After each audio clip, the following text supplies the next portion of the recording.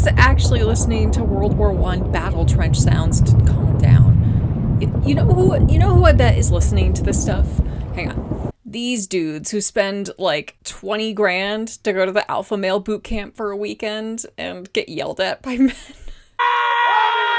Hello everyone! I have been wanting to dive into longer form content for the longest time, and I just decided today was the day. I'm finally gonna bite the bullet and do it. You probably know me either from my podcast, Tea Time Thoughts, or my TikTok page. If you don't know me at all, then hiya, my name is Kay. And today we're gonna be diving into some history-themed ASMR. I've compiled a little collection of history ASMR inspired videos, some nice ASMR videos. And we're gonna check them out, discuss a couple of fun facts along the way, make a couple of jokes, have a silly goofy time, who knows? We're going to start with 1300s AD ASMR. Nurse takes care of you in bed. You have the plague. Ooh. To start things off, the plague that we associate with the Black Death or the Bubonic Plague dated from around 1346 to the 1350s. Although the date range on that varies depending on if you're looking primarily at the spread of the plague through Europe or if you're also including the spread and transfer of the plague from Asia. All right, let's check this out.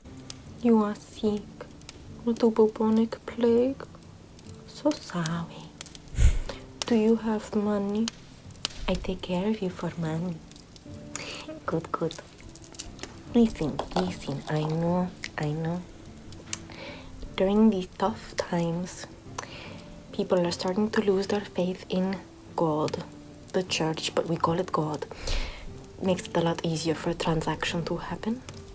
Because of the whole, people are suffering, the priests don't know what to do, the priests are abandoning the sick, and then for some reason we get wealthy, the church or God. But for us, same for you, it's like, whatever. But, let me just adjust my headdress nonetheless. In these tough economic times, even God is having a bit of a bankruptcy situation, so we need every nickel and dime we have. Is this all you have? Good. You're not going to be needing it for very long. So, let's see. She brings up a good point, particularly about how people's relationships are impacted with the church following a catastrophe as terrible as the plague. When you're used to seeing clergy in particular as being untouchable and as being somebody that's specifically there to help you, not only one, like she mentioned, seeing them get wealthier, or another point that wasn't really brought up, if you start seeing them get sick as well, it is very surprising to them because they seem untouchable because they have the protection of God, don't they? And especially when it comes to the money, she brings up a really big talking point that we're going to see a lot throughout the Protestant Reformation in terms of corruption within the church at the time. There's this quote from Pope Clement in 1343 that says, "The merits of Christ are a treasure of indulgences." And that's going to be a particularly sticky point for a man named Martin 150 years later. Now, let's keep this rolling with the medical theme. So we're going to do realistic 70 CE Greek medical exam, but I use actual ancient texts. I'm excited to see what we get from this in particular because I specialized more in early modern history, so I don't have as much of a strong foundation in ancient history. I took a couple general exams in school for this, but let's give this a go because I'm excited to see what kind of sources she uses.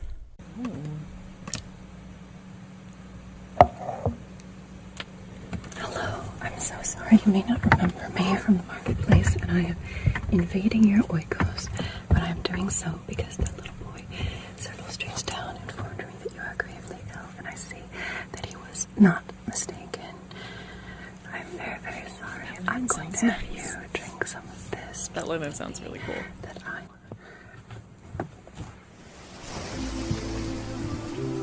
Okay, fancy transition. My gosh. I really like the work that's been put into this. I'm going to go ahead and subscribe. And she doesn't even have 10K yet. This deserves a lot more recognition. As do I. Subscribe.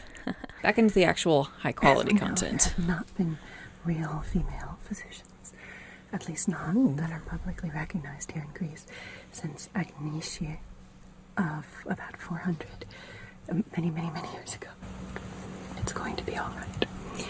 Now, about 400 years ago, we have here in Greece a physician named Hippocrates. Well, over 470 years ago, since we are about 70 years after that famous execution that all of the Christos followers are saying resulted in a resurrection. So we're 470 years from Hippocrates. Now, can you tell me, and I need to ask this, what was the first day that you felt weak? I need to know why. And I'm sorry, this is a beautiful woad-dyed cloth that you have. See, this is the kind of ASMR. This is the kind of ASMR that I think I could actually listen to and feel relaxed by, because some ASMR, I listen to it and just makes me very tense.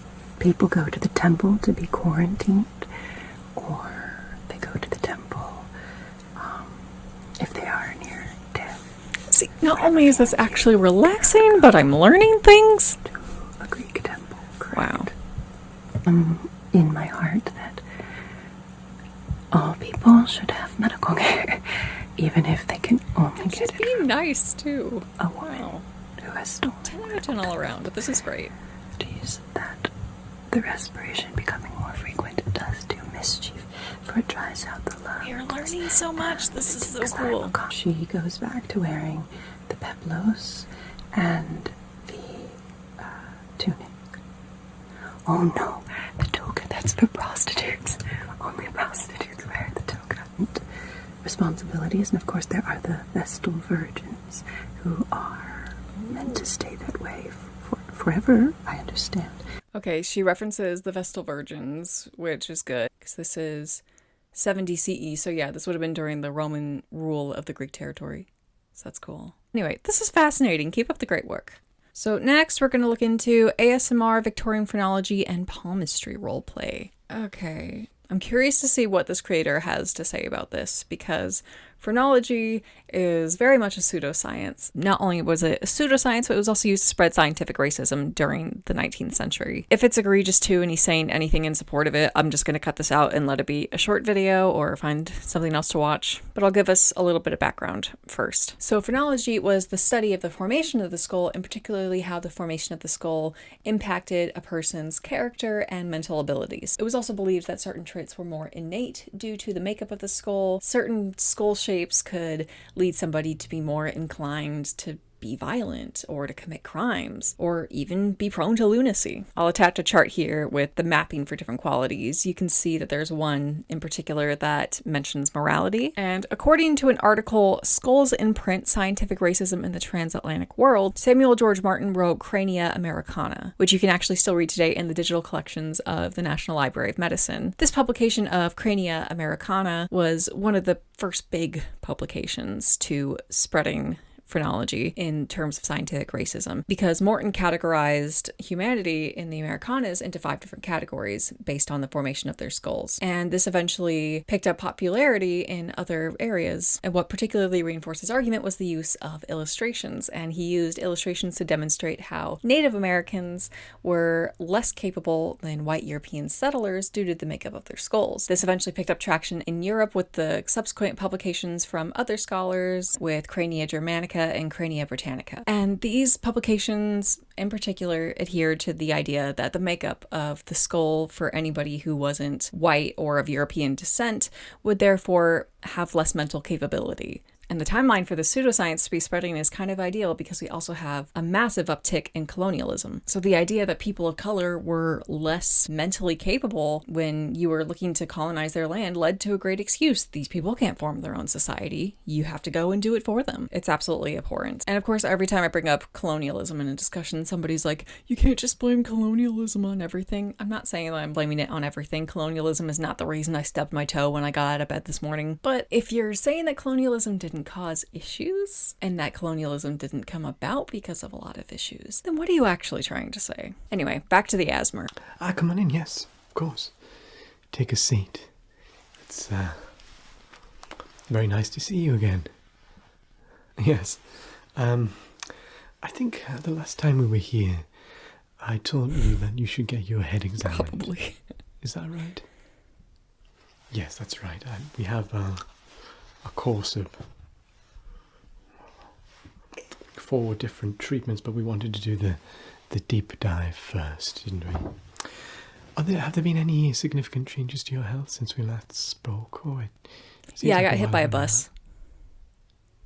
No? Okay. Good. So what we'll be doing to you today is, well, two things. Two modern sciences. The first Okay, kind of like the chart that I is showed you guys phrenology. earlier. Cutting edge stuff, for sure, phrenology. And the second thing we will be doing, well, we'll get onto that, but that's an element of palmistry. Phrenology, of course, is to do with the shape of the head, what lumps we have where. You can have both diagnostic and active phrenology where you can change the bumps, but we will just be doing very simple active phrenology. Inactive phrenology, sorry, diagnostic only. And I will take notes throughout. I'll work out your right ascension and things like that. And it'll help inform the other therapies that we have you down for. I actually consider myself quite an expert in this because I studied under Professor Fowler actually for 3 years in America before I had to flee He's back got to England. the right. Sorry, not flee. What's the word? Calmly return back to England. Yes, he's quite the genius, Professor. Am Fowler. I in He lives danger in in this man's office? hexagonal house, you know. Well, at least he did until all those lawsuits that were taken against him. Oh no, I'm sure nothing. Yeah, I'm in to do with danger. that. No, that's something separate, I'm sure. I'm glad For he's 30 kind of years, taking the mick out of I have phrenology studied crania. in a way. He doesn't quite sound like that. He has more of a. For 30 years, I have studied crania. I can't do the accent, but it's a rather interesting accent. Anyway, for 30 years, I have studied.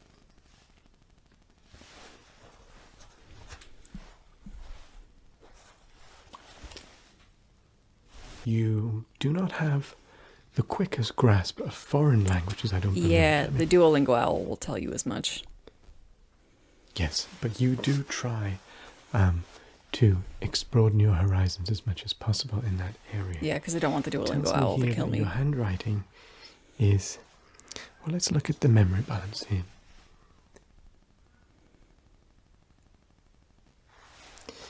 Your handwriting is atrocious, very bad handwriting. But I guess. Excuse me? I didn't come here to get roasted. Okay, but real talk. Once in the 7th grade, I handed in a paper to my math teacher and he used it as like an example to the class. I mean, thankfully for an example of good work. But then he was like, this boy here clearly did a good job. And I was like, that's fine. A lifeline isn't what it sounds like. It's not something where it tells you how long somebody's going to live or anything like that. No, that would be ludicrous, wouldn't it? Yeah, it would be ludicrous to think that fortune telling would tell you anything about your fortune. After all those stressful medical exams, let's listen to something a little bit more relaxing.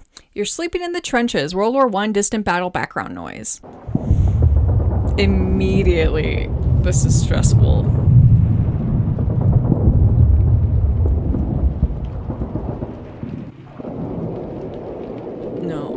No, I immediately feel very tense. Oh my gosh. I can't imagine anyone's actually listening to this to relax. This has got to be... I gotta look at the comments on this. Imagine living through hell and coming home with PTSD to see a community of people that listen to war sounds as ambiance for sleeping. Yeah! War is only enjoyed by those who've never experienced it. Okay, so I'm glad that people are kind of on the same page. Slept like a French soldier who didn't get his mask on in time. Oh my gosh. Strange to think how the sounds of distant fighting can be so calming. Is it though? Is it? Been using this to sleep. Some of the best sleeps I've had in a long time. Who is relaxing to this? What?